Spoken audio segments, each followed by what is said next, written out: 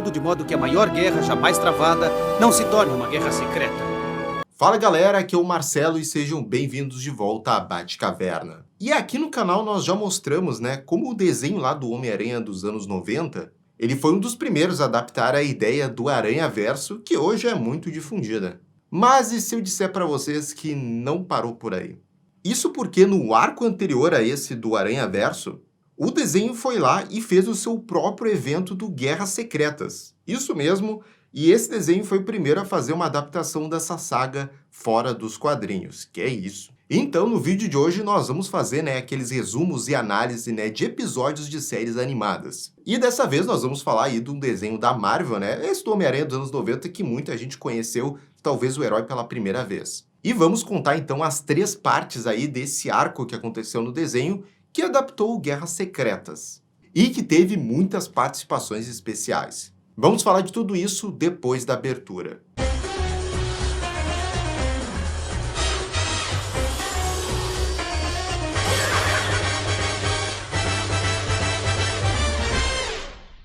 E galera, vocês já sabem, só antes de eu começar aqui o assunto principal desse vídeo, já deixa hoje o seu aranha like e também o seu aranha comentário. Então já comenta aqui se você sabe quais episódios que eu vou falar e se você lembra de assistir muito esse desenho aí dos anos 90 do Homem-Aranha, porque eu assistia bastante ele sim. Então eu te agradeço todo mundo que faz isso. Dito isso, então, como eu falei ali na abertura, essa saga, então, do Guerras Secretas foi adaptada livremente aí pelo desenho do Homem-Aranha na sua 5ª e última temporada. Ela tem alguns conceitos lá da HQ, da saga lá dos anos 80, mas os criadores realmente tiveram muita liberdade e colocaram aqueles conceitos que a gente viu na saga a serviço da história aqui desse universo do desenho do Homem-Aranha dos anos 90 que eles estavam criando. Aqui nesses episódios, toda a brigaria é armada pela Madame Teia e o Beyonder, sob o pretexto de ser uma batalha entre o bem contra o mal, heróis versus vilões.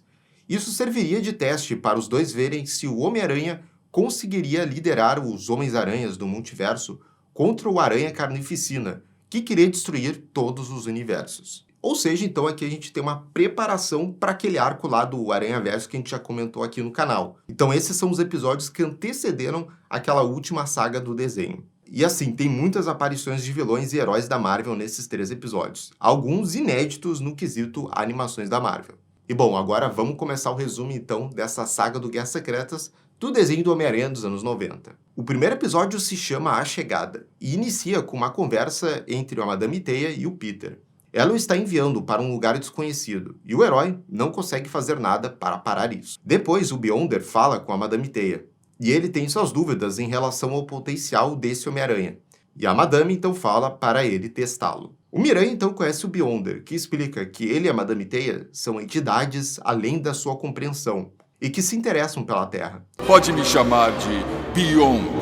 Então tudo se resume a um experimento agora, para ver qual venceria se fosse removido do impasse da Terra. E aqui a gente já tem alguns conceitos que apareciam lá no Guerras Secretas. Primeiro aqui a participação do Beyonder, que é ele que transporta os heróis lá na saga da Marvel dos quadrinhos para um planeta desconhecido lá para lutarem. Mas aqui é adaptado por desenho porque ele está junto com a Madame Teia, mas você já nota bastante semelhanças lá da saga com o que a gente está vendo aqui no desenho. A novidade é esse negócio do teste do bem contra o mal. O Peter protesta contra essa disputa, mas o Beyonder revela que escolheu aqueles que representam a maldade da Terra. São eles o Dr. Octopus, o Dr. Destino, Caveira Vermelha, Alistair Smith e o Lagarto. O Ser Poderoso então faz um experimento. Ele joga esses vilões em um mundo onde não há maldade, um paraíso. Eis que em seguida ele avança o tempo, cerca de 1 ano, e vemos que esses vilões arruinaram o planeta. O Miranha até dá uma resposta engraçada para o Beyonder, que ele diz que ele não precisava ter sacrificado uma civilização para ver quem é mal vai fazer maldade, que é uma coisa meio óbvia isso. Para um ser tão poderoso, você não passa de uma estrelinha em uma galáxia, cara. Mas é agora que o Beyonder então revela o verdadeiro desafio aí pro Peter. Que o Peter então precisa devolver esse planeta aí que foi atacado pelos vilões pro seu estado natural. E banir o mal de lá. E aí o Beyonder diz que isso vai ser um jogo intrigante para ele. Contudo, não seria a Guerras Secretas se não tivesse uma super máquina que pode invocar qualquer herói do tempo e espaço para esse planeta. E é isso que o Beyonder revela pro Homem-Aranha. Ele leva o herói à última base de resistência contra os vilões, dizendo-lhe para chamar heróis da Terra para ajudar através desse dispositivo. Embora ele diga que só há energia suficiente para 7. Assim o Peter começa a pensar. E para combater o Dr. Destino e o Caveira Vermelha, o Homem-Aranha escolhe o Quarteto Fantástico e o Capitão América. O Peter também escolhe seus antigos aliados, Homem de Ferro e Tempestade. O Tony para ajudar a entender a tecnologia alienígena dessa base, e para o comando dos elementos e também pela sua força, ele escolheu a Tempestade. E aqui já começa aí o grande chamariz desse episódio, que é o Miranha virando esse capitão de time quase de futebol, né, que é escolhendo ali quem é que vai jogar junto com ele. E é muito massa ver então esses diferentes heróis aí e vilões depois que a gente vai acompanhar, interagindo juntos aí por uma primeira vez. E é isso que basicamente a Disney tá planejando fazer aí quando for fazer o Vingadores Guerras Secretas no cinema. Provavelmente vai ter uma super máquina lá, e aí eles vão fazer um show de crossover aí, invocando um monte de herói de filme lá para fazer participação especial. Vai ser exatamente assim. O meu grande amigo, Homem de Ferro. Afirmativo. Só que essa chegada dos heróis azeda quando rola uma treta entre o Coisa e Tocha Humana contra o Homem de Ferro. É aquela confusão inicial entre os heróis, mas logo isso é interrompido quando o Lagarto invade a base deles do nada e tenta matar o Homem-Aranha. Os heróis se juntam para contê-lo, incapacitando o vilão. Isso dá tempo para o Miranha explicar o que ao menos ele sabe dessa situação que eles se encontram. Depois dessa historinha, o Lagarto acorda e consegue escapar fugindo para esse deserto, ao redor da base dos heróis. Acontece que vermes monstruosos gigantes vivem nesse ambiente, forçando o grupo de heróis a trabalharem juntos pela primeira vez, e voltar depois para o laboratório vivos. Haja referência aí pra Duna, hein? E uma outra referência que também vai rolar vai ser quando a Mulher Invisível ali do Quarteto Fantástico, ela começar a usar os seus poderes. Isso porque a Sue usa os seus poderes para gerar um campo de proteção ao redor da base e salvar também o Lagarto, e por enquanto manter eles vivos daqueles vermes do Duna. Mas tal qual a Jean Grey lá no desenho dos X-Men dos anos 90, ela começa a desmaiar enquanto usa os seus poderes. É o desmaio clássico da Jean. Contudo, ela aguenta o suficiente para os heróis fazerem um plano que religa os escudos de proteção da base, usando os poderes da Tempestade. Depois, o Reed usa um dispositivo para despertar a personalidade do Dr. Connors no Lagarto, deixando então ele consciente no corpo do Lagarto. E mais pro final, rola um discurso motivacional do Peter, onde ele convence todos os heróis ali a ajudarem ele nessa batalha.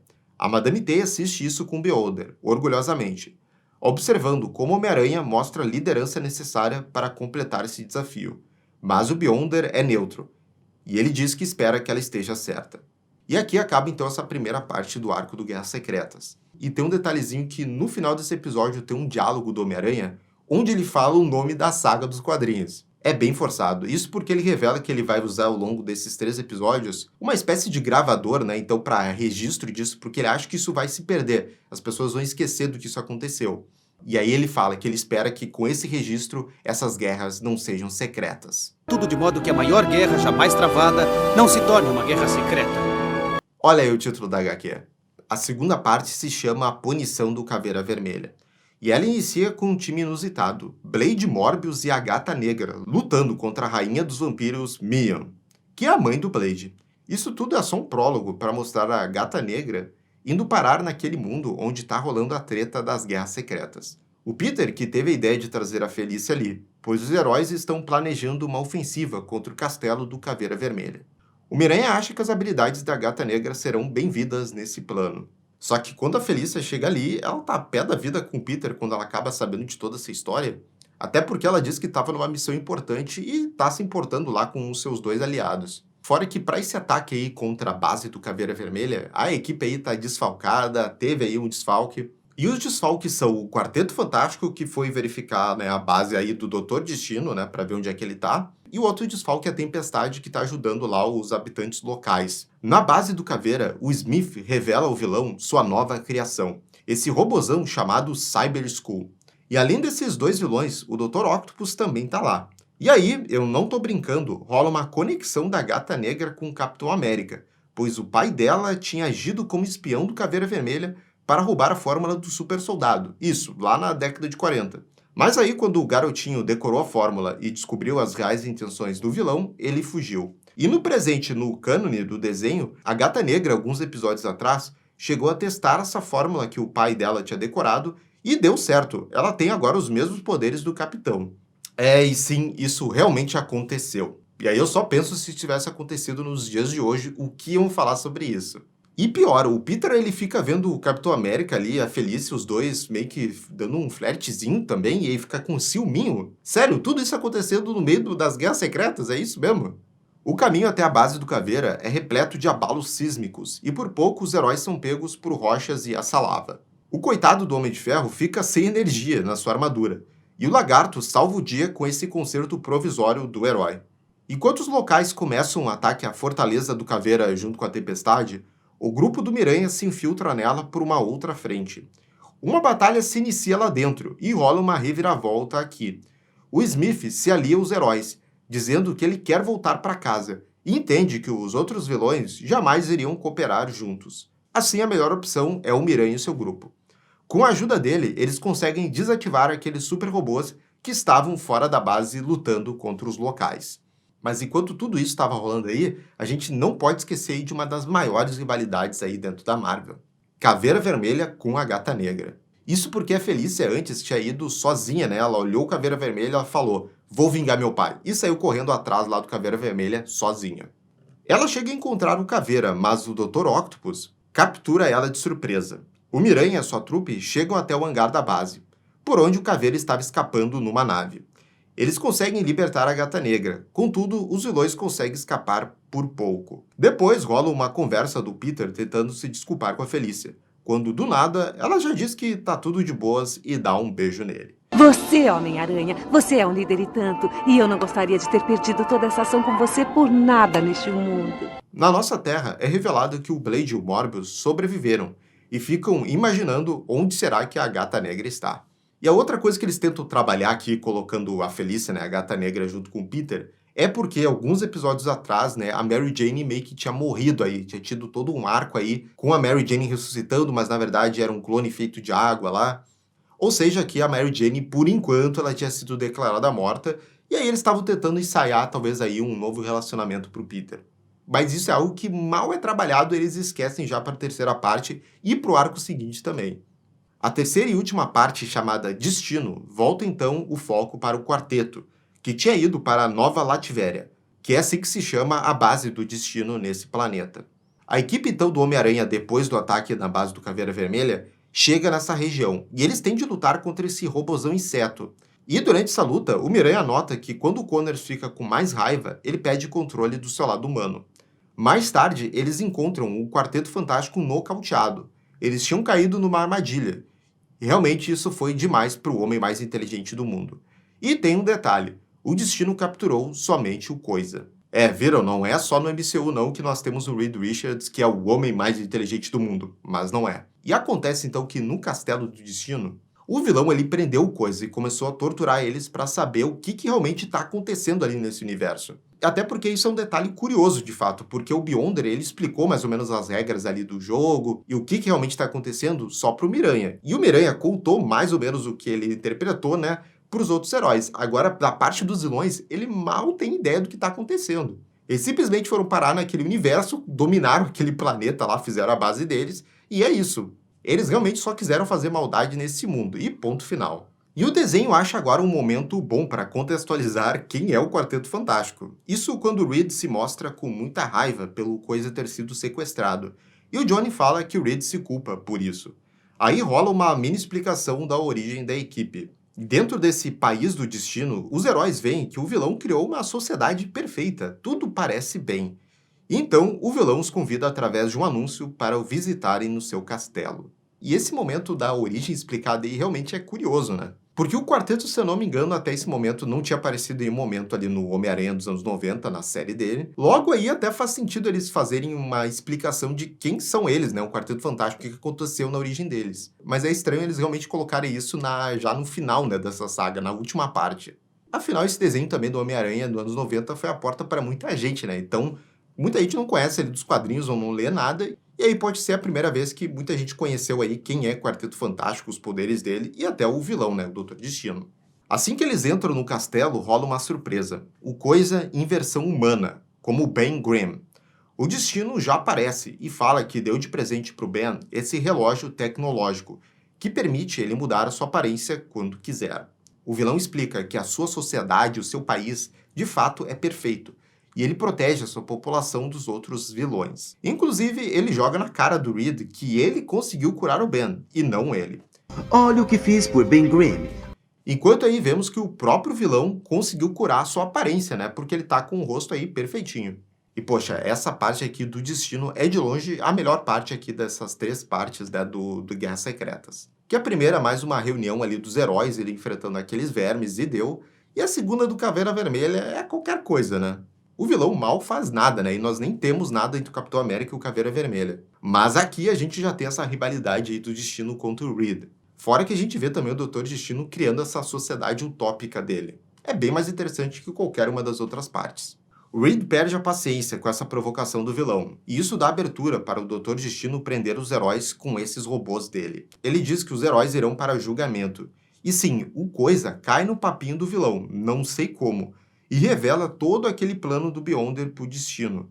Só porque este disse, o vilão, né, falou para ele que ia soltar os seus amigos. Cara, como o Ben aqui, ó, como o Coisa é burro nesse desenho, meu Deus. E não é só isso, o Ben ainda por cima guia o vilão até a base deles, onde estava aquela máquina de teletransporte. O burrão estava achando que o Dr. Destino ia achar uma maneira de todos escaparem juntinhos daquele mundo.